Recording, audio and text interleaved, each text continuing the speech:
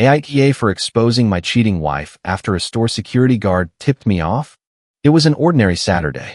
Jason was at the checkout of a large shopping mall counting his change, while his wife, with whom he had shared his life for 16 years, walked away to answer a call from the kids' school.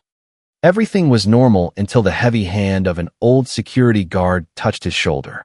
With serious eyes and a voice full of discomfort, he told him, "That is your wife. Come with me. You need to see this." Without understanding, Jason followed him to a back room in the store. The guard pointed to a surveillance monitor. What Jason saw on that screen was not a common crime, but something that made the ground disappear from beneath his feet. We sat across from each other in the same coffee shop where we chose our children's names over some breakfast sandwiches and 2 cups of coffee. 14 years ago. She arrived 10 minutes early, without makeup, without a ring. Just the same woman I married 16 years ago, but now without the mask she wore for the last 2 years. "I know I do not deserve kindness," she said quietly. I did not answer. "I did not think you were going to discover everything. Not because you are naive, but because you trusted me too much." I nodded once. "Someday you will forgive me." I stood up. "I already forgave you." That is how I let go. She did not follow me when I left. She stayed sitting, crying for the version of life she never imagined losing. But this story does not begin in a coffee shop. It begins in the electronics aisle of a mall in the Denver area with the hand of an old security guard on my shoulder. My name is Jason Parker. I am 49 years old. I spent 12 years in the United States Army as a logistics officer before dedicating myself to construction. Today I have a small construction supervision company in the Denver metropolitan area. I verify that materials arrive, that timelines are met, that no one steals even a single tool. My job is to find inconsistencies, see what others ignore, detect when something does not add up. It turns out that this skill works just as well for construction sites as it does for marriages. Stephanie and I had been married for 16 years, 2 kids, Logan who is 13 and Avery who is 10. We lived in a house in a quiet suburb outside Denver that we bought with a mortgage and that I was paying faithfully every 2 weeks. Life was what it is supposed to be at 49. Stable, predictable, without surprises, or so I thought. The Saturday that changed everything began like any other. We went to the mall to buy a birthday present for Logan. I was at the checkout of an electronics store paying for some headphones when Stephanie said, "I will be right back. The school is calling me about Avery." She walked away towards the aisles with the phone to her ear. Normal, routine. I paid, put away the receipt, and as I was turning around to leave, I felt a heavy hand on my shoulder. It was a security guard, old, about 60-something, wrinkled uniform, eyes that had seen too much. "Excuse me, sir. Is that lady who was with you your wife?" "Yes." "What?" He looked around. "Come with me. You need to see something." I followed him without asking.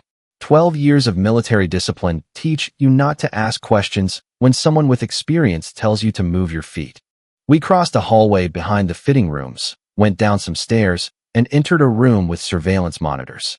The guard pointed to a screen. There was Stephanie, leaning against the wall next to the fitting rooms, laughing on the phone with that laugh I knew by heart, but which had not been directed at me in months. She was playing with her hair, twirling it around her finger. She spoke quietly, but the monitor speakers caught fragments. I told him it was the school. "It is so easy." The guard looked at me with that expression of someone who has seen this scene 100 times. "I thought you needed to know," he said. I nodded. My hands did not shake.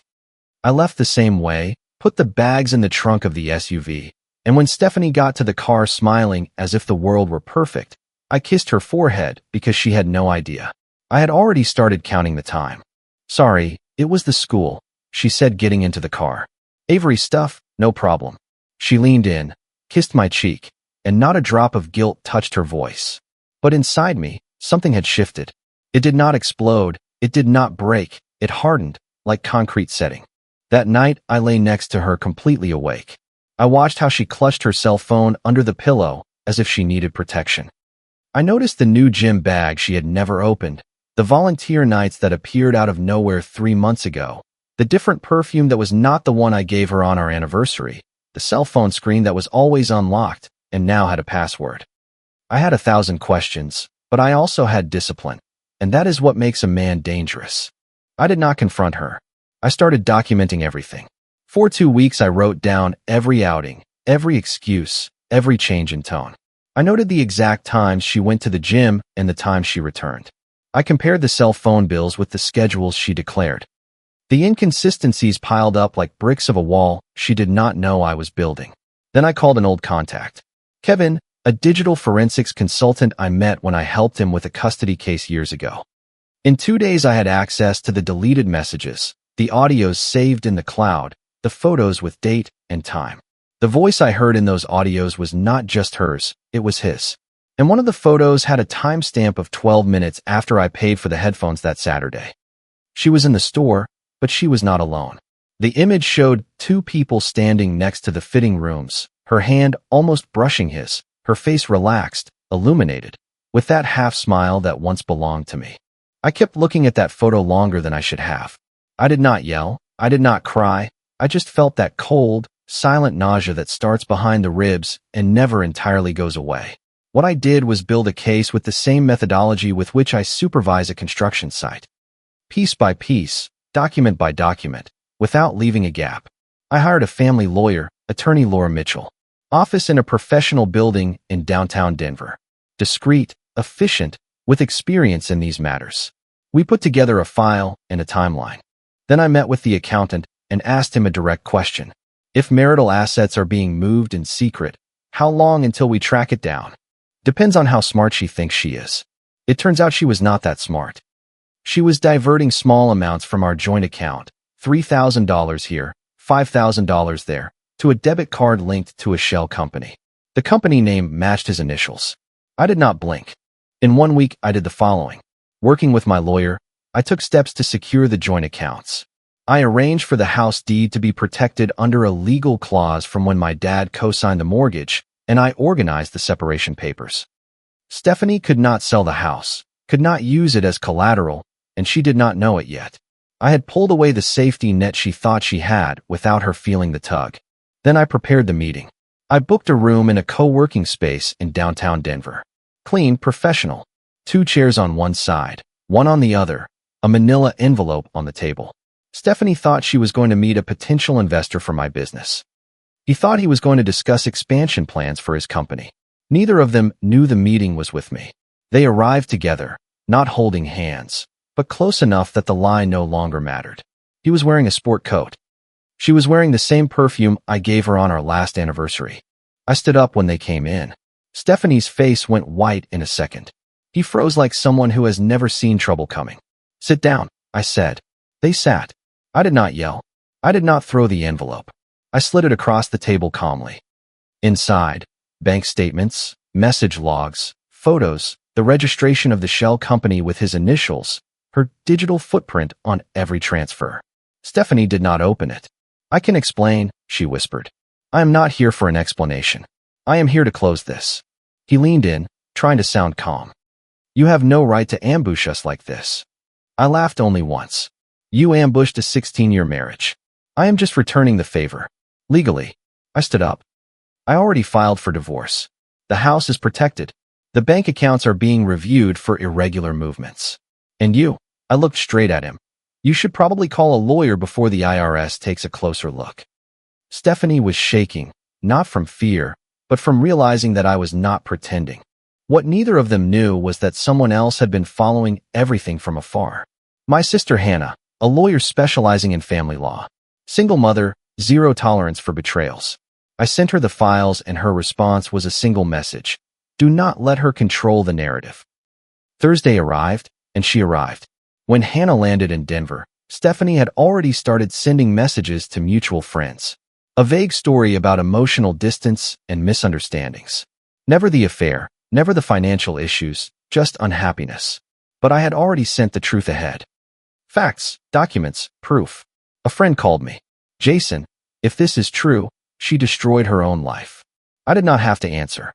Hannah and I met with the lawyer on Friday. She brought additional documents that accelerated the process. Temporary orders, asset protection, arrangements for the children. That night, Stephanie showed up at the house. She found the locks changed, the alarm code reset, and a formal letter taped to the door. She stood on the porch for 10 minutes. She did not knock. She just cried with her face in her hands. The security cameras caught everything, and that footage was going to matter more than she imagined. Because besides the betrayal, I discovered she had used a corporate card from her company, a private healthcare group, to pay for 2 weekend trips with him, registered as training conferences that never existed. I had all the receipts. When her company received the information, the ethics policy was clear. Immediate suspension, investigation underway. The audio she sent me that night lasted 6 minutes. It started with blame directed at me. Then came the begging. Then silence. In the end, rage. You have no right to destroy me just because you are hurt. I did not answer. I was sitting with my kids watching a movie. Logan was laughing with his mouth full of popcorn, and Avery had fallen asleep leaning on my arm. Without the unstable environment, it was calm and stable. That was the life I was going to protect, not the one I had lost. But something was missing. Hannah slid one last file across the table during our final meeting with the lawyer. Are you ready to see what he was hiding? What I saw on those pages changed everything. He was not just a guy who had an inappropriate relationship with a married woman. He was someone with a record, a restraining order from 4 years ago filed by another woman in another state. Same initials, same patterns, financial manipulation, emotional coercion. The case was settled out of court, buried, but it existed. And Hannah found it. It was no longer just about me. This man had a history. I made a call to the Human Resources Department of Stephanie's company. I did not tell them everything. I just passed along the link to the public court record. The suspension became permanent in 48 hours, not just because of the misuse of the card, but because she had brought someone with that background into a protected work environment. He contacted me only once. A short message. Let us meet. I showed it to Hannah. He is looking for your weak spot, she said. Do not give him any. I did not answer. Instead, through my lawyer, they sent him a legal notice regarding his financial involvement and his background. His silence after that spoke louder than any apology, and then came the coffee shop. The encounter I already told you about at the beginning. Stephanie sitting across from me, without makeup, without a ring, with the eyes of someone who finally sees the consequences of what she had done. She took something out of her purse and slid it across the table. A photo. Our wedding day. 2 kids smiling under an arch of flowers in her parents' backyard, completely oblivious to how fragile the word always is. You can tear it or burn it, she said. I just did not want to be the only one looking at it. I kept looking at the photo, folded it, and put it in my jacket pocket. I am not here to punish you, I told her. But I am not here to save you either. The tears finally fell. Someday you will forgive me. I stood up. I already forgave you. That is how I let go. I went out to the street. The Denver sun hit my face, warm, real. I got into the SUV, started the engine, and drove home. Not to revenge, not to resentment, to clarity. The divorce was finalized 3 months later. Clean, without public scandal. I kept the house and shared custody. She kept what was hers and the task of rebuilding herself from scratch. Today my kids live with me from Monday to Friday. On Saturdays, I take them to breakfast at our favorite diner. Scrambled eggs and bacon for Logan, pancakes for Avery, and coffee for me in a mug that the waitress saves because she already knows I always order the same thing. Afterwards, we go to the nearby park and Logan beats me at everything. Races, push-ups, even rock, paper, scissors because he is 13 and has the energy of a nuclear reactor. Avery sits next to me on the bench and tells me stories from school with that obsessive detail of 10-year-olds, and I listen to her like I had not listened to anyone in a long time. The house feels different now, not empty, clean, like a newly finished construction, without debris, without dust, ready to truly be lived in. I painted the living room a light gray that lets more light in. I changed the curtains. I put a painting on the wall that Avery painted at school, a green hill with a giant yellow sun. And every time I see it, it reminds me that the most valuable thing I have is not measured in dollars or deeds. My sister Hannah asked me last week if I was okay. Better than I have been in years, I told her. Do you not miss anything? I thought about it. I missed the idea of what I thought we had, but that never existed. What existed was a very well-acted lie. Hannah nodded. Then, build something real. That is what I am doing. Brick by brick, supervision by supervision, breakfast by breakfast with my kids, like my whole life. Because the difference between a storm and a new beginning is what you choose to build when the wind stops. And I already started. Comment. This story really stayed with me. I hope it gave you some space to reflect on your own life, too. Standing up for your self-respect isn't easy, but it's one of the most important things we can do. Setting clear boundaries shows that you truly value yourself and your peace. I believe taking responsibility for your healing is how real growth begins. Forgiving doesn't mean forgetting the lessons. It means choosing not to carry the weight anymore. Building a calm and stable home for your children can be the most powerful form of love. You deserve relationships built on honesty and real respect. Choosing peace over chaos is a sign of strength, not weakness. What matters most is how you rebuild after the storm passes. If you liked it, don't forget to leave a comment and support the channel by subscribing. See you in the upcoming stories.